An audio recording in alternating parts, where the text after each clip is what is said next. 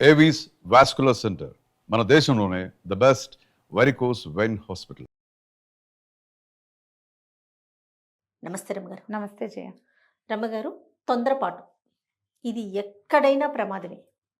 అది ఎలా అంటే ఒక వ్యక్తికి మరొక వ్యక్తికి మధ్యన ఒక గోడ కట్టేస్తుంది. తొందరపాటు నిర్ణయం కదండి. దీన్ని ఎలా కంట్రోల్ చేసుకోవాలి రమ్మగారు?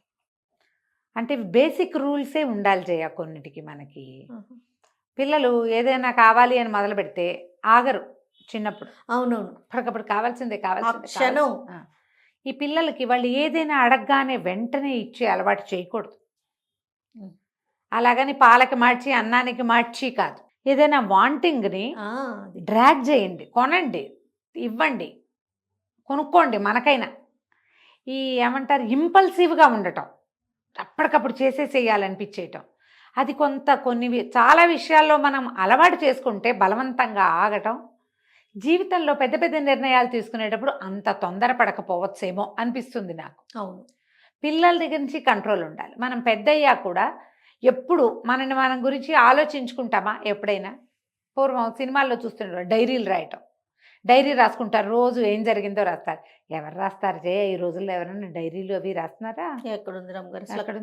అసలు మనం ఒక డైరీ మెయింటైన్ చేయటం, రేపటిది ఎల్లుండిది మీ డైరీ ఖాళీగా ఉందని నన్ను అడుగుతుంటారు. నా మొహం అనుకుంటూ ఉంటాను నేను. డేట్లు ఏవో గుర్తు పెట్టుకుంటాం. ఇంపార్టెంట్ డేట్స్, ఇంపార్టెంట్ మీటింగులు, ఏదో ఆ ఊరు వెళ్ళాలి, ఈ ఊరు వెళ్ళాలి, వాళ్ళు పిలిచారు వీళ్ళు పిలిచారు, ఇవే ఉంటాయి. అంతే తప్పిస్తే రోజువారీ వ్యవహారాలు ఏం రాసుకుంటాం మనం? అంతే కదా, ఏం రాసుకోం. కానీ ఎప్పుడైనా పునరాలోచన అనేది ఒక్క పాయింట్ ఉంటుంది, సింహావలోకనం అని ఇంకో రెండో పాయింట్ ఉంటుంది. ఈ 2 పాయింట్లు జీవితానికి అవసరం. మనం ఒక స్టేజ్కి వెళ్ళాక, అంటే ఇది ఎప్పుడు ఇంటర్మీడియట్ డిగ్రీ అయిపోయి ఉద్యోగంలోనూ చేరాలి. ఈ ఉద్యోగ ప్రయత్నాలు చేసేటప్పుడు అసలు ఇప్పటిదాకా మనం ఏం చేసాం? మనం ఎన్ని తప్పుడు నిర్ణయాలు తీసుకున్నాం, ఎన్ని తొందరపాటు పనులు చేసాం, ఎన్ని తెలివి తక్కువ పనులు చేసాం, ఎన్ని తప్పటడుగులు వేసాం, అస్సలు చేయకూడనివి ఎన్ని చేసాం అని మనని మనం ఒక్కసారి సార్ట్అవుట్ చేసుకుంటే, మనం ఎవడికి వాడే, రెండో వాడికి చెప్పద్దు, అవన్నీ రహస్యాలు బయటికి చెప్పద్దు. మన సంగతి మనమే ఆలోచించుకుంటే మామూలుగానే మనకు చాలా తెలిసిపోతుంటాయి. అర్రే ఇది పొరపాటు చేశాను, అర్రే ఇది అనవసరంగా కొన్నాను, అది చేయకుండా ఉండాల్సింది, ఆ మాట అనకుండా ఉండాల్సింది, ఆ ఒక్కరోజు ఆగుంటే రేటు తగ్గేది లేదా రేటు పెరిగేది, ఆగితే అసలు మానేసేవాళ్ళం. ఇలా ఎన్ని గుర్తొస్తాయో జయ. మీరు ప్రతి మలుపులోనూ ప్రతి వాళ్ళకి, స్టూడెంట్కి ఈ అలవాటు ఉండాలి.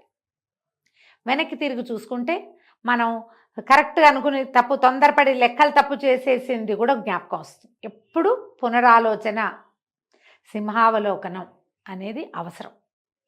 ఇప్పుడు ఆలోచించుకున్నాక చేసేది ఏమిటి? అయిపోయిందిగా అనిపిస్తుంది, అయిపోయిందిగా.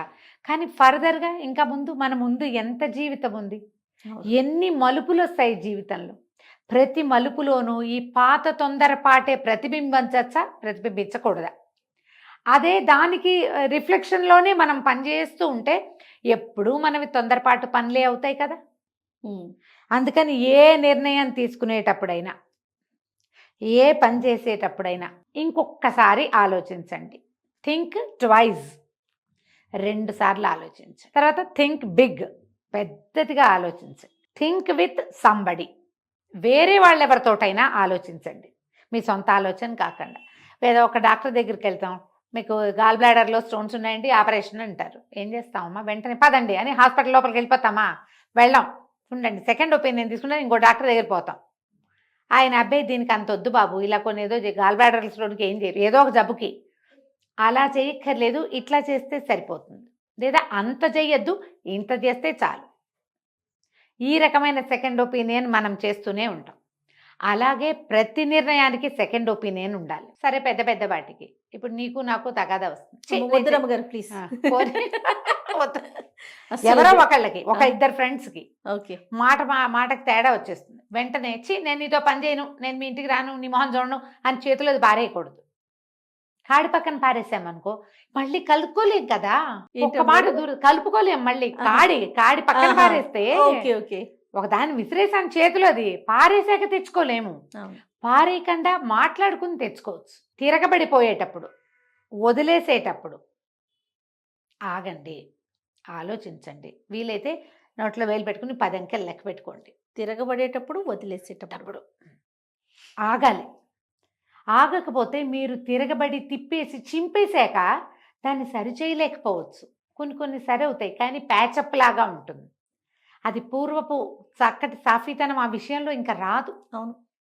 అతుకుల బొంత ఆ జీవితం, ఆ ఫ్రెండ్షిప్ అతుకుల బొంతే, ఆ రిలేషను అతుకుల బొంతే. తెగేదాకా ఎందుకు లాగేయాలి మనం? ఈ తెగేదాకా లాగేటప్పుడు ఆలోచించుకోవాలి. ఈ ఆలోచించక ఈ తొందరపాటుతోటి పెళ్ళిళ్ళు చేసేసుకుంటున్నారు, పెళ్ళిళ్ళు తెంపేసుకుంటున్నారు. పెళ్లి చేసేటప్పుడు తొందరపాటే, చేసుకునేటప్పుడు కూడా విడిపోయేటానికి కాసేపు మాట్లాడుకోవటం, ఓకే ఓకే ఓకే ఓకే అనేసుకోవటం, నువ్వు నేను ఒకటే అనుకోవటం. ఎలాగుంటారమ్మా నువ్వు నేను ఒకటే? కనీసం మనము మన అక్కయ్యలు కూడా ఒకటి కాదు. మరి విడిపోవటానికి అంతే.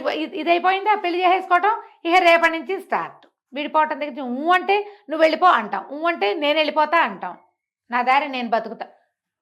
ఇక ఎట్లా అవేమో ఉండిపోతాయి. ఇవాళ రేపు ఇంకొక కొత్త సమస్య వచ్చింది, అన్నిటికీ రికార్డింగ్లు. ఫోన్లు వచ్చాక వచ్చిన అతిపెద్ద 2 కష్టాల్లో ప్రతిదీ షూట్ చేయబడుతుంది, ప్రతిదీ రికార్డ్ చేయబడుతుంది. ఎవరితో ఏం మాట్లాడాలన్న అర్థం కావట్లేదు. అయితే ఇది ఒక స్పెషల్ టాపిక్ రమ్మగారు, అది పక్కన మళ్ళీ పెడదాం. చేస్తారు. ఈ వీటితోటి ఏమవుతుంది, మీ తొందరపాటు బయటపడిపోతుంది. అవును. ఎంత ప్యాచ్ చేసినా అది ఒక్కొక్కసారి ప్యాచపే అవ్వకపోవచ్చు. అవును. కానీ ఆ క్షణాన ఆ గంట ఊరుకుంటే అసలు సమస్య ఉండదు. కొన్ని ఎన్ని విషయాల్లోనమ్మా అది. అవును. మీరు ఒక చోటకి వెళ్ళాలనుకున్నారు, ఉదాహరణకి ఆలోచించకుండా వెళ్ళిపోవద్దు. ఒక వ్యక్తిని కలవాలి, ఆలోచించకుండా వెళ్ళొద్దు. ఆగి కొంచెం ఆలోచించి కాసిన మంచినీళ్ళు తాగి అటు ఇటు తిరిగి బ్రెయిన్ని కూల్ చేసుకుని ఒకసారి బాత్రూంలోకి వెళ్ళి కాళ్ళు చేతులు కడుక్కొని తాపిగా ఆలోచించండి. వీడిని కలవకూడదు అని మీకే అర్థమవుతుంది. తొందరపాటు ఫోన్ రాగానే పరిగెత్తుకుంటూ వెళ్ళిపోవటం, తర్వాత అక్కడ కొంపనిపోవటం. అవునవును. ఇది ఒక ప్రాబ్లం. ఏదైనా తేడా వచ్చినప్పుడు ఒక business discussion, business deal, office వ్యవహారం, ఇంకోటి వచ్చింది కొత్తగా ఉద్యోగాలు, నేను ఈ ఉద్యోగం చేయనని వాడి మొహాన్ని కాగితం ఇచ్చి చింపి పారేయటం, అది కూడా చించి పడేసి ఇంట్లో ఖాళీగా ఉండి అప్పుడు వెతుక్కోవటం. ఆ పని చేయొద్దు. అప్పుడు ఎప్పుడు రోజు అనిపిస్తుంది అనవసరంగా చేశానా అని. ఎప్పుడైనా మీ జీవితంలో నేను ఈ పని అనవసరంగా చేశాను అని మీకు అనిపిస్తే గనక అది అలారం అని అర్థం చేసుకోండి.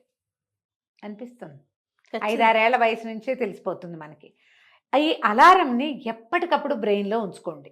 మీకు అట్లా ఎప్పుడు అనిపించలేదనుకోండి, మీరు మహానుభావులు, పొద్దున్నే దండం పెట్టాలి మీకు. మనిషి ఉన్న ప్రతివాడికి అనిపిస్తుంది, అంతే కదా. తొందరపాటు పని చేశాను నేను అని మీకు అనిపించిందంటే, మీరు ఏ పెద్ద నిర్ణయం తీసుకున్నా, ఏ విషయంలో స్పీడ్ అయిపోయినా ఒక్కసారి ఈ అలారంని బ్రెయిన్లో మోగించుకోండి. అప్పుడు చెయ్యొచ్చా వద్దా అనే నిర్ణయం తీసుకోవడానికి మీరు కొంత సమయం తీసుకుంటారు. అప్పుడు చెయ్యొచ్చు అని అనిపిస్తే చేదురు, కానీ వద్దనిపిస్తే మానేదురు. కానీ ఈ అలారంని ఎప్పటికప్పుడు మీ బ్రెయిన్లో మోగించుకుంటూనే ఉండాలి. నాకు తెలుసండి, నాకు తొందరపాటు ముందు నుంచి నాకు తెలుసు, కానీ నేను అలా చేసేసానంటారు. చాలామంది చెప్తారు చేయ అట్లా అంటే చేసేసాక తెలుసుకుంటారంటారా? తెలుసుకుంటారు, తెలిసే చేస్తారా? కాదు, అప్పుడు చేసేసేయాలి, లేకపోతే ఆగదు. లోపల గంట కొట్టేసి చేసి పారేయాలి. ఉద్రేకంతో చేసేసి తర్వాత నువ్వు రిపెంట్ అయ్యి ఏ ప్రయోజనం లభిస్తుంది? చేతులు కాలేక ఆకులు పట్టుకున్నట్టు ఒక్కసారి ఓకే, 2 సార్లు ఓకే. అదే పని అయితే మీతో పాటు మీ చుట్టుపక్కల సమాజం అంతా ఎంత సఫర్ అవుతుంది. అవును. పైగా మీ జీవితం ఏమవుతుంది? 100 జీవితాలు లభించవమ్మా మనకి. రోజులు లభిస్తాయి, రోజులు దొరుకుతాయి, జీవితం దొరకదు. అవును. విలువైనవి పోగొట్టుకుంటాం, మర్యాద పోగొట్టుకోవచ్చు. జీవితంలో అత్యంత విలువైన బాంధవ్యాలను చెడగొట్టుకుంటాం, బిజినెస్ రిలేషన్స్ పోతాయి, మానవ సంబంధాలు దెబ్బతినిపోతాయి. జాగ్రత్త. మిమ్మల్ని మీరు గురించి ఆలోచించుకోండి. నాకు తొందరపాటు అని మీకు అనిపిస్తే, నేను తొందరపడుతున్నానేమో అన్న అలారంని బ్రెయిన్లో పెట్టుకోండి. ఏ నిర్ణయం చేసేటప్పుడైనా కాసేపు ఆగండి. మనం ముందే చెప్పుకున్నాం, మంచినీళ్ళు తాగండి, ఏదైనా తినండి, ఎవరితోటైనా మాట్లాడండి, అప్పుడు నిర్ణయం తీసుకోండి. సమయం తీసుకుంటే సరైన నిర్ణయాలు వస్తాయి. ఎస్, అంతే కదా. అంతే రమ్మగారు. నమస్తే. నమస్తే.